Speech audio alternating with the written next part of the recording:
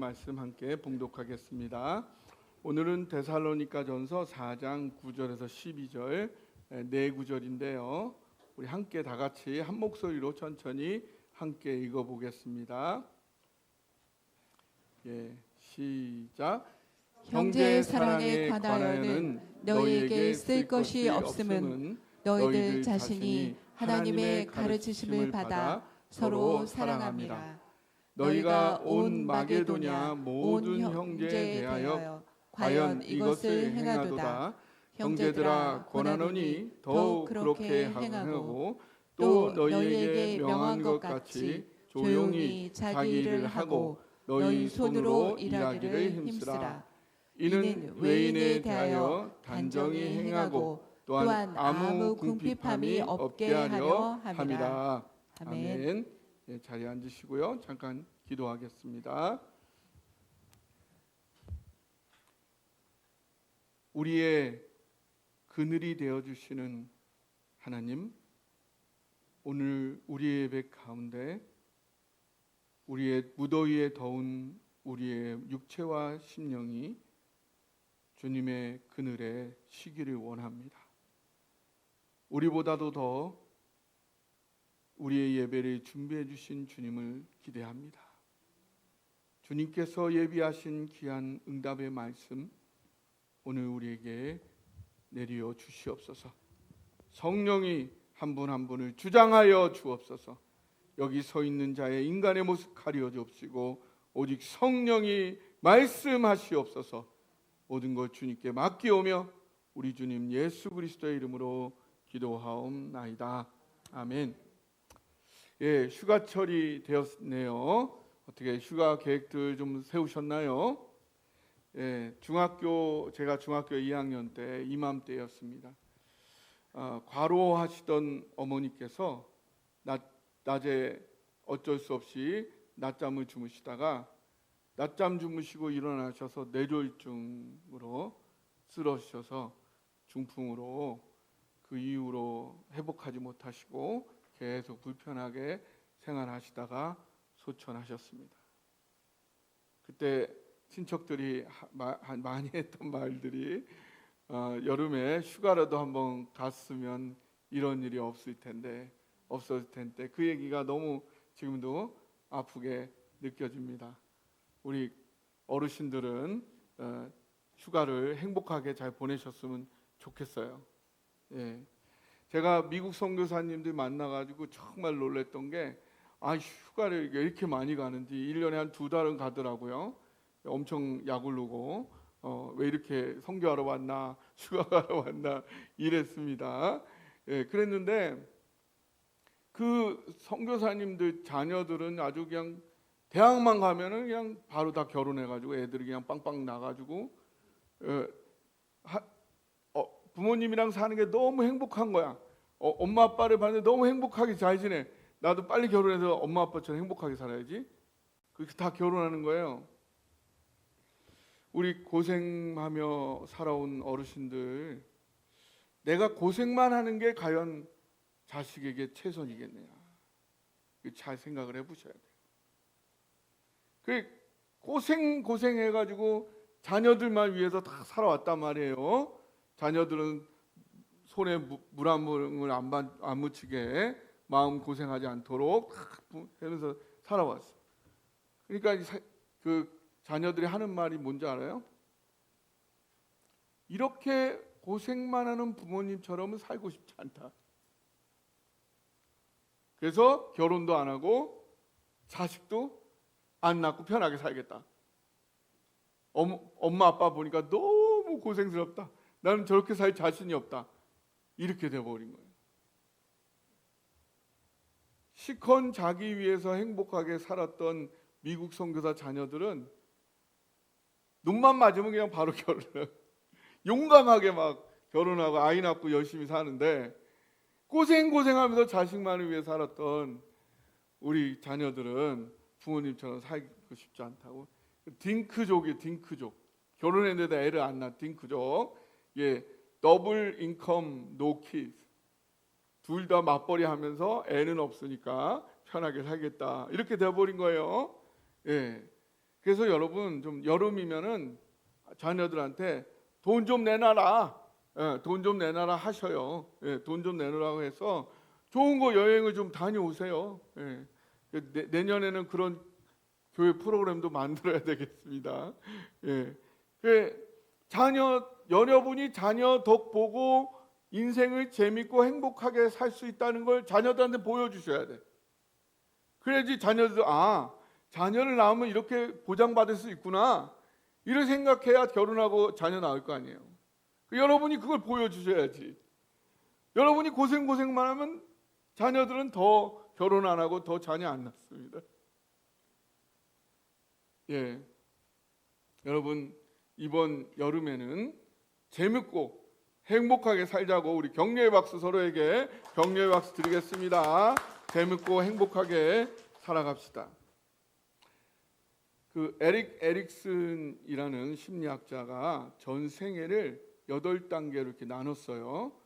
그게 유아기가 있고 유아기 후반, 학년 전기 3세에서 6세, 학령기 6세에서 12세, 청소년기 12세에서 18세, 성인기 초기가 18세 40세, 중기는 40세 65세, 노년기는 65세 이후로 이렇게 나눴습니다. 그런데 이 사람이 처음 얘기한 게 기본 신뢰감이에요. 갓난아이가 처음 응애하고 딱 태어나가지고 가장 중요한 게 기본 신뢰감. 엄마가 배고플 때 밥 주고, 졸릴 때 재워주고, 똥 싸면 잘 치워주고, 이거 잘하면은 이 아이가 이 세상은 살만한 곳이네. 이 세상 정말 한번 멋지게 한번 살아보자 라는 그런 안전함과 그런 긍정적인 자아를 형성하게 된다는 거예요. 그렇게 되어야 그 다음에 이제 그 다음 단계인 유아기 후반이 1세부터 3세인데 이게 왜 갑자기 소글색이나 모르겠네요. 이때부터는 자기가 오늘 중요한 설교인가 봅니다.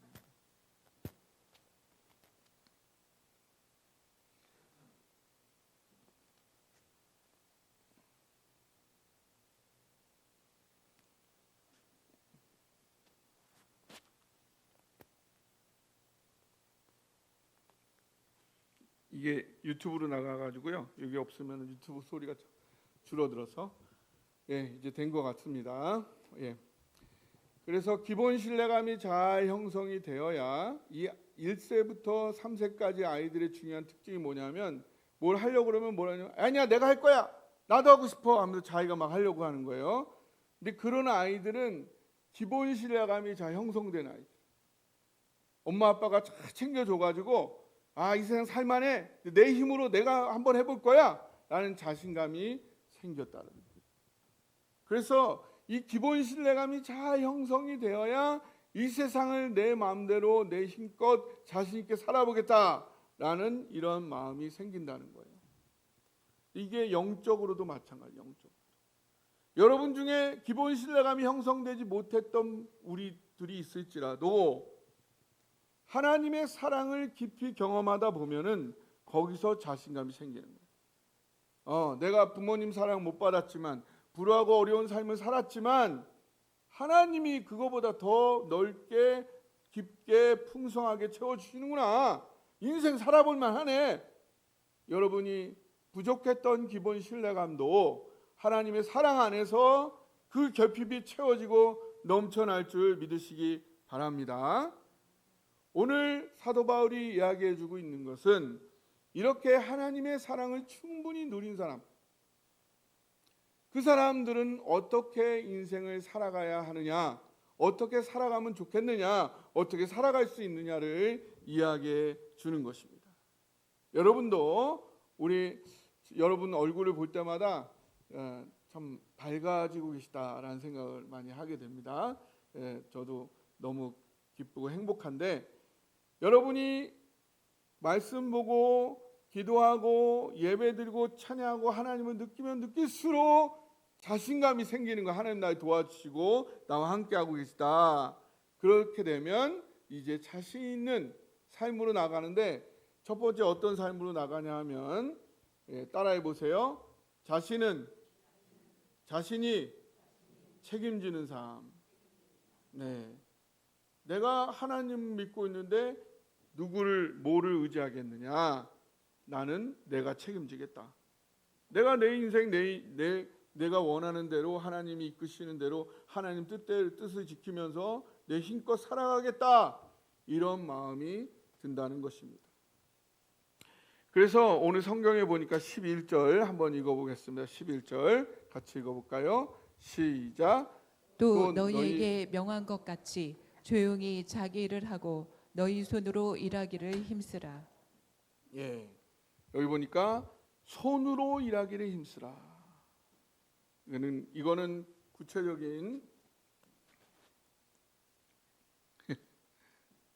구체적인 손으로 직접 일을 하라는 거예요. 특별히 경제적인 것들이 포함됩니다. 그래서 힘으로 열심히 자기가 일을 하면서 구체적으로 수고하며 살아가요. 예, 믿음이 좋은 사람은 아무것도 안 하고 기도만 하고 입만 떡 벌리고 하나님 응답해 줄 거야. 이런 사람 믿음이 좋을까요?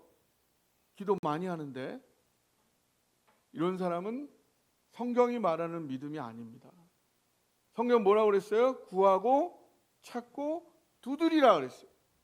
우리가 하나님 앞에 무릎 꿇고 간절히 기도하는, 깊이 있게 하나님께 매달려 간곡히 기도하는 것도 필요하지만, 그걸 기도했으면, 그걸 믿는다면 찾으러 다니라는 거예요. 찾으러 다니. 하나님이 길을 열어주신다. 찾으러 다니. 찾았으면은 가만히 있는 게 아니라 열릴 때까지 두드리라는 거예요. 할 수 있는 자기의 최선을 다하라는 거예요. 왜 그럴 수 있느냐? 지금까지 하나님을 경험해 봤더니 하나님이 내 기도에 응답해 주시더라. 내가 하나님 앞에 드린 떡 5덩어리, 물고기 2마리는 땅으로 공중으로 흩어지는 것이 아니라 반드시 5,000명을 먹이고 12광주리가 남는 역사를 하나님이 일으키시더라. 남는 것도 하나님 다 걷어서 사용하시더라. 내가 수고하는 거 결코 허공에 흩어지지 않는다. 내가 노력한 만큼 노력할수록 노력보다 더 크고 좋은 결과가 반드시 하나님이 나에게 주시더라. 어느 정도로 주세요? 30배, 60배, 100배를 주시더라. 신나는 일이다. 내가 왜 수고를 안 하겠느냐. 기쁨으로 나는 매일 수고하며 살아간다.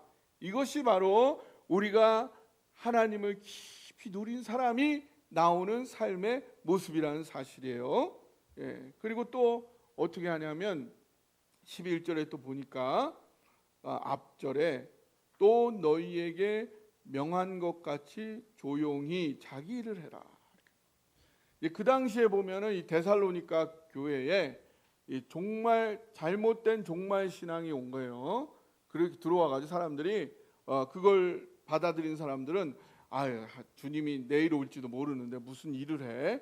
그냥 대충 살아. 우리는 언제 죽을지, 언제 주님 오시면 이 땅 끝날지 모르니까 우리는 그냥 대충 살다가 가면 돼. 일도 할 필요 없어. 언제 주님 내일 오시면은 우리가 일한 거 돈도 못 받잖아. 이런 식으로 살아가는 사람도 있었어요. 어때요? 바른 종말 신앙일까요?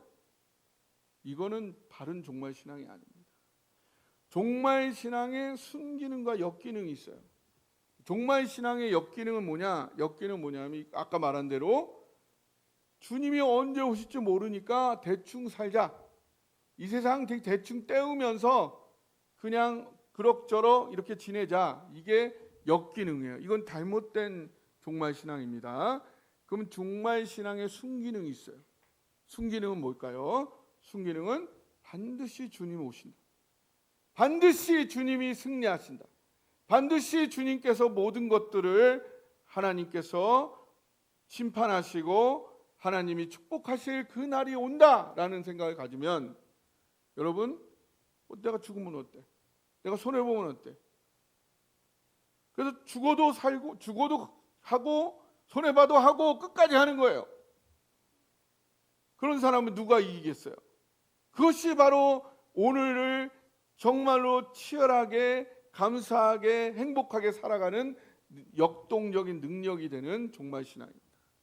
우리 모두 그런 종말신앙 가지시기를 주님의 이름으로 축복합니다. 그런데 우리가 살아가다 보면요, 이 종말신앙을 잘못 믿은 사람들은 자기 일은 하지 않고 자기 책임을 하지 않고 이런 얘기 막 그 헛된 그런 이야기들 꿈꿨다, 어디서 환상 봤다 이런 얘기를 하면서 사람들을 막 준동하고 돌아다니는 거예요. 그렇게 할 여유가 없다. 우리 인생 얼마나 짧은데 어떻게 해야 되냐. 많은 좋은 일도 많은 해야 될 일도 있지만 그거 다 하지 말고 자신이 반드시 해야 할 일에 집중해야 된다. 예. 그래서 우리에게 중요한 것은 많은 좋은 일을 하는 게 아니에요. 내가 꼭 해야 되는, 반드시 해야 되는 가장 중요한 일을 찾아서 하는 것입니다.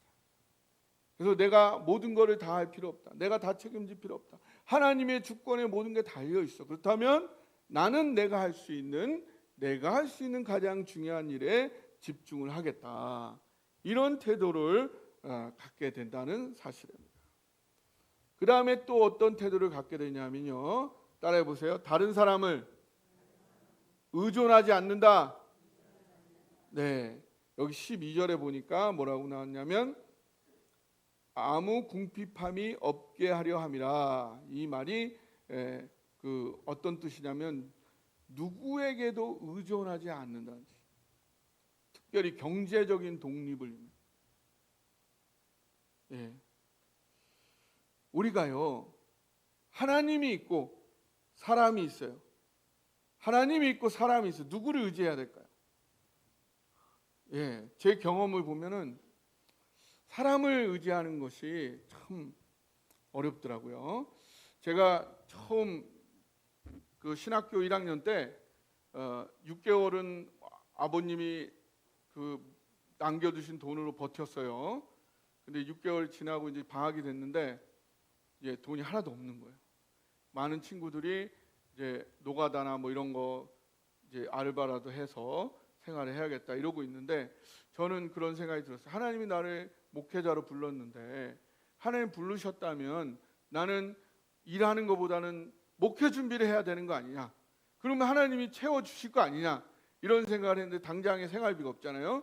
그 고민하다가 우리 부모님이 돌아가신 그 안양병원 그 당시에 그 이제 사장님의 사모님 그때 이제 산부인과 의사 선생님을 찾아간 거예요.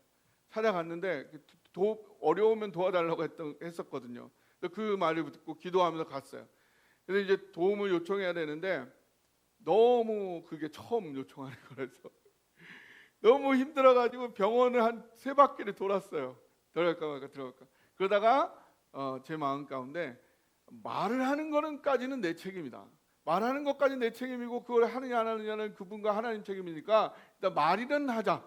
그래서 이제 그분한테 가서 내가 이렇저렇 해가지고 소명을 느끼고 신학 공부를 하게 됐는데 이제 여름이 돼서 첫 학년 여름이 돼가지고 공부를 할 거냐 돈을 벌 거냐 했더니 목회자라고 하나님 부르셨다면 내가 공부해야 되겠습니다. 그러려면 이 생활비가 필요합니다. 생활비를 지원해 주십시오. 그때부터 생활비를 지원받았습니다. 예, 그리고 나중에 믿음의 양부모님이 되셔서 저희 결혼도 해주셨어요. 예, 그런 시간이 되었는데 갑자기 이런 분이 나타나니까 제가 그분을 의지하고 싶겠어요? 안 하겠어요? 그렇죠. 의지하고 싶은 마음이 있었겠죠. 근데 제가 너무 의지하려고 그러면 그분들이 쌩을 까는 거예요. 예, 하나님이 그렇게 해주세요. 그래서 저를 도와줬던 굉장히 많은 분들이 있어요. 또 저를 영적으로 케어해 주셨던 분도 제가 그분이 결혼하고 끝나고 신혼여행 갔다 오고부터 그 집에 같이 살았는데 예. 근데 그분도 제가 의지하려고 하면은 하나님이 서울에서 부산으로 보내. 너무 의지하지 않게. 결국 하나님은 사람을 통해서 나를 돌봐주시고 채워주시지만 그걸 공급해 주는 주체는 사람이 아니라 하나님이다. 이거를 계속 훈련을 시키시는 거예요. 그러니까 제가 더 자유해지는 거예요. 그분을 의지하지 않아요. 그래서 사랑의 통로가 되어준 사람에게 감사하고 그걸 잊지는 않지만 그 사람을 의지의 대상으로 삼기에는 적절하지가 않다라는 것을, 오히려 하나님은 더 믿기에 충분하신 분이라는 것을 계속 믿음 가운데 경험시킨 것. 그래서 민수기 23장 19절을 같이 한번 읽어볼까요? 예, 시작. 하나님은 사람이 아니시니 거짓말을 하지 않으시고 인생이 아니시니 후회가 없으시도다. 어찌 그 말씀하신 바를 행하지 않으시며 하신 말씀을 실행하지 않으시랴. 아멘. 예, 하나님은 사람이 아니어서 개역 성경에 보면 시건하지 않는다. 말을 먹어버리지 않는다. 사람은 먹어버릴 때가 있죠. 까먹을 때도 있고. 그러면 너무 어찌할지도 모르겠죠. 예. 사람은 그래요. 인생은 또 후회해. 자기가 해놨다가 내가 이거 괜히 했네. 그러고서 딴 말 해. 그러나 하나님은 사람이 아니라 거짓말을 하지 않으신다. 후회하지 않으신다. 하나님이 나를 하나님의 자녀로, 하나님의 딸로, 하나님의 아들로 삼았는데 후회를 하셔야 안 하세요? 절대 안 하십니다. 절대 안 하십니다. 여러분은 혹시 자녀 때문에 후회할지 몰라도 하나님은 우리 때문에 후회하지 않으시는 줄 믿으시기 바랍니다. 그 하나님이시기 때문에 내가 진정한 의지처가 될 분은 하나님밖에 없다. 하나님 그래서 그걸 원하시는 거예요. 그렇게 우리를 훈련하게 갔어요. 왜? 나 때문에. 내가 하나님만 의지하나 그렇지 않나 하나님은 별 상관없어요. 그러나 그게 누구한테 필요한 거예요? 나한테 필요해요. 내가 사람 의지하면 반드시 언젠가는 실망하게 돼요. 하나님만을 의지하는, 하나님만을 의지하고 그 어떤 것에도 의존하지 않는, 하나님만 믿고 나아가는 그러한 삶을 살아가게 되는 여러분 되시기를 주님의 이름으로 축복합니다. 근데 그렇게 되면은 어떻게 되냐면요, 두 번째로 우리가 삶을 살게 되기 원하시는 하나님의 삶이 뭐냐? 따라해 보세요. 주변에서 인정받는 삶. 주변에서 인정받는 삶. 12절을 제가 읽어드리면, 이는 외인에 대하여 단정히 해하고 또한 아무 궁핍함이 없게 하려 합니다. 그래서 여기 외인은 엑소라는 단어인데 이게 아웃사이드, 밖에, 외부에 있는 사람들. 누구예요? 교회 밖에, 외부에 있는 사람 누구예요? 믿지 않는 사람. 믿지 않는 사람들에게 단정행하가 유스케모노스인데, 이건 뭐냐? 사람들이 보기에 좋은, 존경할 만한 이런 삶을 우리가 살게 된다. 우리가 믿음대로 신앙대로 산다는 것은 다른 사람이 뭐라고 하는지 신경 안 쓰고 내 마음대로 내가 하고 싶은 대로 막 하는 게 아니고, 다른 사람들도, 믿음이 없는 사람들도 당신의 삶은 참 멋집니다, 당신의 삶은 참으로 존경할 만합니다 라는 인정을 받는 그런 삶을 살게 된다는 것입니다. 근데 그렇게 세상 사람들이 인정받고 존경받는 삶을 살기 위한 기본 조건이 앞에 말씀드린 거예요. 자신이 책임지는 그런 삶을 최소한 살아야 사람들에게 인정을 받겠죠. 그런데 그런 존경과 인정을 받기 위해서는 자신이 자신을 책임지는 삶을 사는 것만 아니라 또 하나가 필요하다. 그것이 세 번째입니다. 세 번째 따라해 보십시오. 하나님의 가르치심을 따르는 삶. 서로 사랑하라. 사랑하는 삶. 자신은 자기가 책임지면서 또 그것뿐만 아니라 주변에 있는 사람들을 사랑하는 모습 보일 때 존중받고 인정받지 않을 수 있겠습니까? 그런 삶을 사는 것이 바로 하나님의 사랑을 누리는 사람의 자연스러운 삶의 모습이라는 것입니다. 그럼 어떻게 해서 이 사람들이 그런 삶을 살게 되었느냐? 9절에 보니까 형제의 사랑에 관하여는 너에게 쓸 것이 없음은 너희들 자신이 하나님의 가르치심을 받아서 서로 사랑합니다. 어떻게? 하나님의 가르치심을 받아서 그렇게 산다. 그러니까 하나님의 가르치심이 뭐예요? 서로 사랑하라. 예, 하나님이 가르치시는 두 가지 방법이 있어요. 뭘로 가르칠까요? 하나님은 말씀을 통해서, 또 하나는 성령을 통해서 하나님이 가르치십니다. 그럼 어떻게 이 서로 사랑하라고 말씀을 통해 가르치느냐? 자, 예수님은 누구세요? 말씀이 육신이 되어 이 땅에 오신 분이세요. 말씀은 뭐예요? 말씀은 하나님의 사랑의 표현, 하나님이 사랑하시는 그 마음을 나타내 주신 게 말씀인데, 그 말씀이 육신이 되어서 이 땅에 오신 분이 예수님이에요. 그 예수님이 뭐라고 하나님이 원하시는 것을 가르쳐 주셨느냐? 예, 오늘은 특별히 마가복음 12장 28절 34절부터 보면요, 여기 다 읽지는 않고요, 30절만 읽겠습니다. 30절 31절 보이시나요? 30절 31절 잘 안 보이세요? 예, 보이시는 분 크게 읽어주십시오. 시작.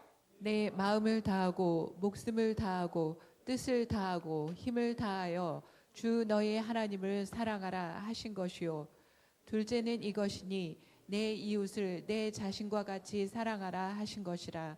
이보다 더 큰 계명이 없느니라. 아멘. 네, 예수님이 많은 말씀하셨지만 그걸 딱 압축시키면 사랑하라. 사랑하라.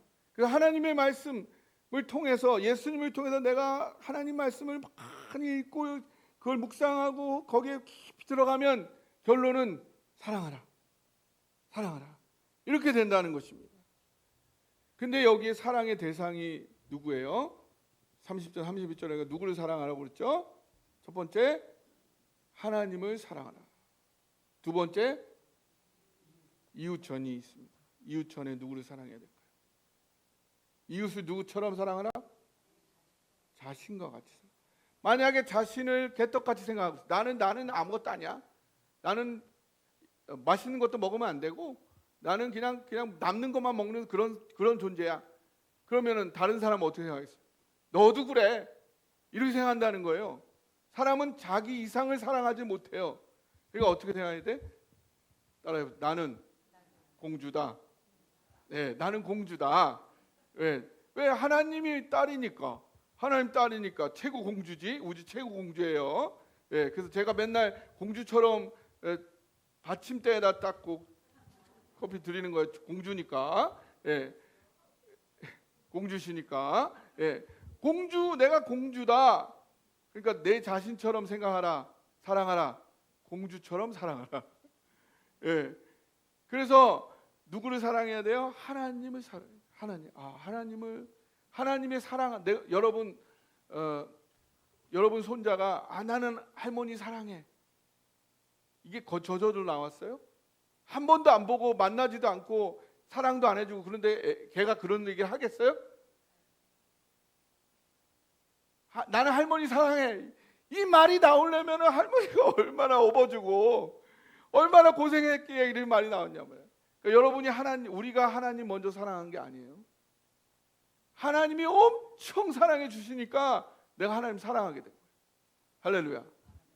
그렇게 하라는 거예요. 그래서 여러분이 먼저 하나님 사랑하려고 하지 말고 하나님이 얼마나 나 사랑하는지를 먼저 느끼셔야 해요.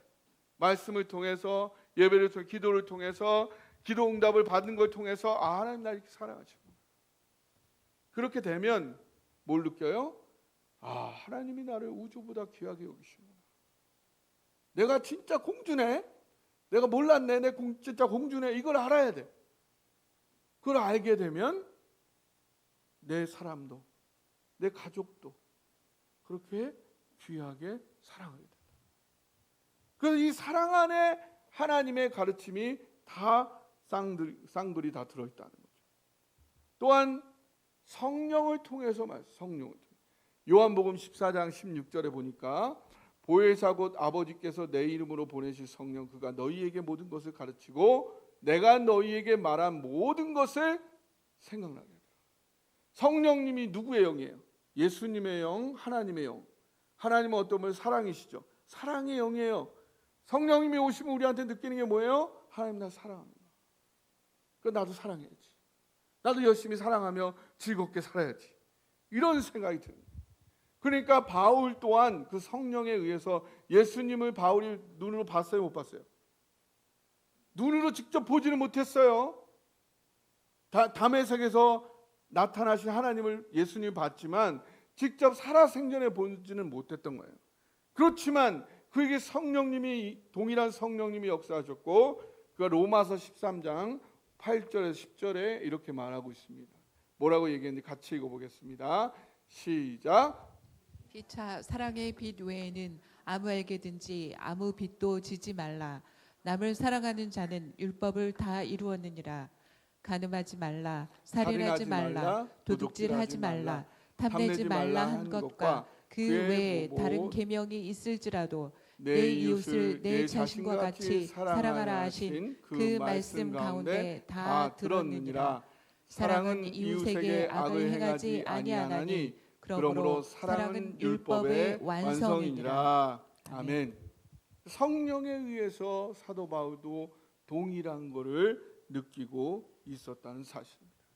그래서 하나님의 모든 가르치심은 사랑하라. 그래서 요한일서 4장 20절에 누구든지 하나님을 사랑하노라 하고 그 형제를 미워하면 이는 거짓말하는 자다. 보는 바 그 형제를 사랑하지 아니하는 자는 보지 못하는 바 하나님을 사랑할 수 없다. 성경 말하고 있습니다. 그래서 우리의 하나님의 가르침의 핵심은 사랑이다. 사랑인데 그 사랑의 대상이 첫 번째 하나님. 하나님을 사랑하게 된 것은 사실은 내가 어마어마하게 무시하게 하나님의 사랑을 경험했다. 경험하다 보니까 하나님 사랑하게 돼. 그 사랑하게 되니까 내가 우주보다 존귀한 존재구나. 나를 정말로 인정하고 사랑하게 돼. 그 사랑하다 보니까 내 가족, 내 자녀, 내 남편, 내 친척, 내 이웃. 여기 보니까 어디까지 사랑했어요? 이 사람들이 데살로니가 성도들만 사랑한 게 아니라 10절에 보니까 너희가 온 마게도냐 모든 형제를 사랑했다. 할렐루야. 이게 너무 자연스러운 거예요.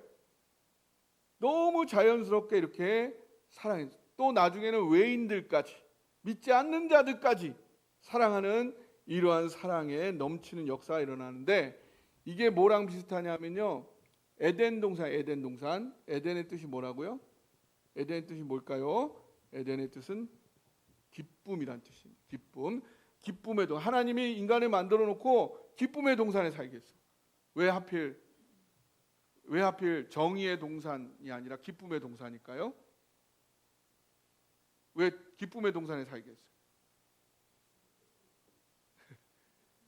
기쁘라고, 행복하라고. 여러분 행복해야 해. 누가 원하셔요? 하나님이 원하시는 거예요. 에덴 동산에 살게 했어요. 에덴 동산에서 보면 뭐가 나오죠? 사방으로? 동서남북으로 강이 흘러버려요. 강이 팍 흐르는 거예요.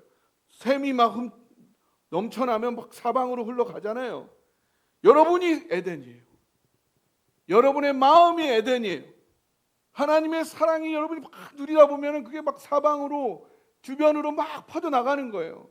여기 그 첫째 강이 비손, 둘째 강이 기혼, 셋째 히데겔, 유브라데 이런 뜻인데 이게 다 그런 의미예요. 비손은 뚝이 넘쳐버린다. 뚝을 쌓는데 그 뚝이 넘쳐 흐르는 이런 말이고요. 기혼은 솟구쳐 나옵니다. 솟구쳐. 아무리 나와도 물이 그걸 뚫고 나와버리는 그런 의미예요. 히데겔은 급류가, 여러분 홍수 났을 때 한번 보셨어요? 막 모든 게 다 떠내려가죠.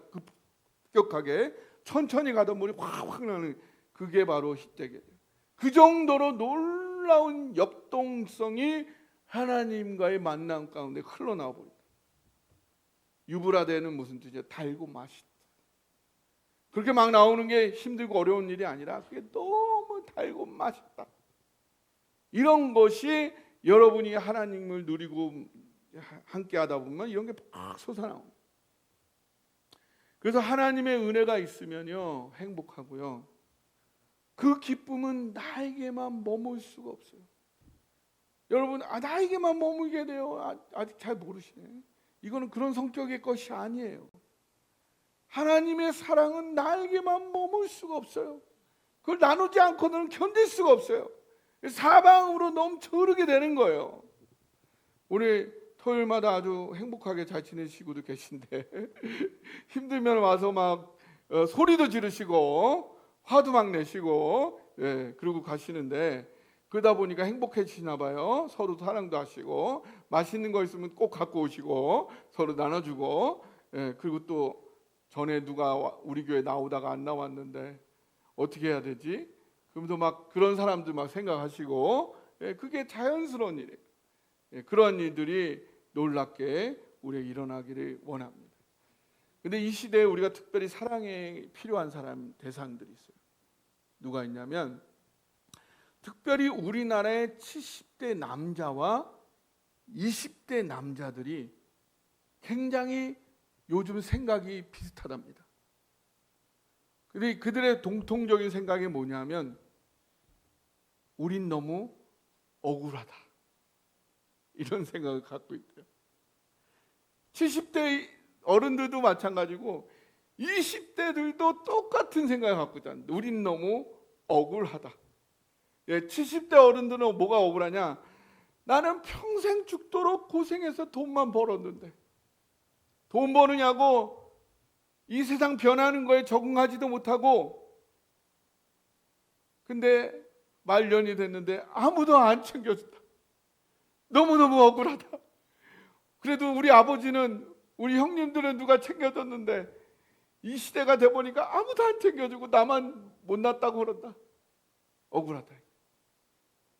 근데 이게 20대도 비슷한 마음을 갖고 있다는 거예요. 지금 우리나라에 20대들은 어떤 생각을 갖고 있냐면 진짜 내가 우리 아버지보다는 내가 여자들한테 잘하는데 내가 우리 삼촌보다 형들보다는 내가 여자들한테 손해보는 게 엄청 많은데 근데 아직도 불평등하다고? 내가 엄청 양보하며 희생하며 살고 있는데 여자들은 군대도 안 가면서 남자들보다 더 똑똑하고 더 유리하고 더 잘 되고 있다. 아이고 억울하다. 어떻게 70대 어른들하고 20대 남자들이 똑같이 억울한 마음을 갖게 되는 게 지금 시대의 사람들의 마음이라는 거죠. 그래서 이분들은 항상 동일하게 자기만 생각한다. 난 너무 억울해. 그런 경향, 자기만 생각하는 경향, 변하려 하지 않아. 이렇게 살았는데 뭘 또 변해? 난 변하고 싶지 않아. 넘어가지 않을래. 그리고 항상 화가 나 있다. 이런 비슷한 모습을 갖고 있다는 거예요. 이들도 하나님의 사랑으로 사랑해 주죠. 이것이 여러분의 어른들의 남편의 이야기면서 손자들의 이야기. 여러분이 손자는 품어주면서 남편은 품어지지 않으면 남편은 어떻겠어요? 너무 불쌍하고 억울하잖아. 그리고 엄청 삐지시겠죠. 그럼 심술 부린단 말이에요. 손자한테 심술 부리면은 어떻게 해요? 우리가 하나님의 사랑으로 70대나 20대나 사랑으로 품어줘야 된다. 그리고 본인들도 노력을 해야 되죠. 화내지만 말고 현실을 받아들여야 된다. 현실이 다가오는 걸 어떻게 하겠어요? 옛날에는 그냥 일만 하고 이렇게 하면은 집에만 들어가면 모든 가족들이 다 알아서 다 챙겨줬지만 지금 그런 시대가 아니잖아요. 적응을 하셔야 됩니다. 자신만이 아닌 전체를 생각하시고, 나만이 아닌 50대, 60대, 40대, 30대 전체가 어떻게 생각하는지를 생각하고 그것들을 전체를 이해하는 그런 노력이 필요합니다. 그리고 지금 늦었다고 생각하지 마시고 지금이라도 생각과 삶을 바꾸려고 노력하셔야 돼요. 나 늦었으니까 안 바뀔래. 이제 곧 주님 만날 텐데 언제 만날 줄 알고. 누구 맘대로. 누구 맘대로. 여러분 이 한국에 사시기 때문에 여러분 계속해서 의학이 발전할 거고 여러분이 장담하면 안 돼요. 여러분 지금부터 50년, 70년 사실지 누구 알아요? 그러면 그거 사기 위해서는 변해야 돼. 변하고 노력해야 돼. 변하지 않으면 누가 고생? 나도 고생, 내 배우자도 고생, 자녀들도 고생. 우리 장모님도 매일 계단을 오르세요. 왜? 자녀들에게 짐이 안 되려고. 예. 그냥 내 마음대로 나 금방 주님 앞에 갈 거야. 누구 마음대로. 남자분들도 내가 언제까지 살다가 주님 품에 갈지 모르지만 오늘 하루의 삶을 이 시대에 맞게, 하나님의 복음은 변함이 없지만 이 시대는 끊임없이 변하는데 거기에 내가 적응하고자 바꾸고자 노력하시기를 주님의 이름으로 권고드립니다. 이제 말씀을 정리하자면 하나님의 사랑을 받고 누리며 사는 우리 교회, 우리 성도님들, 주님은 결국 모든 우리의 눈물을 닦아주시고 모든 걸 합력하여 선을 이루어 주십니다. 그러니 내 자신만 걱정하지 마시고 내 자녀만 걱정하지 마시고 내 미래만 걱정하며 시간 보내지 마시고 다 하나님께 맡겨드리시고요. 가장 좋은 것으로 주실 것을 믿고 오늘 내가 할 수 있는 최선을 다해 내가 할 수 있는 노력을 다하며 모든 사람을 열심히 사랑하며 살아갑시다. 우리 인생은요, 사랑하며 살기에도 너무 짧고 모자라지 않습니까? 내가 지금까지 내 인생에 만난 사람 중에 하나님이 내게 베풀어 주신 사랑에서 제외될 사람은 하나도 없습니다. 나와 우리와 관계한 모든 사람을 품고, 그리고 더 나아가서 땅끝까지 그 사람들을 품고 우리 교회가 세상 품는 교회잖아요. 사랑하는 성도와 그 교회가 될 수 있도록 열심히 사랑하며 살아갑시다. 오늘 이 말씀 붙잡고 우리 함께 기도하기를 원합니다.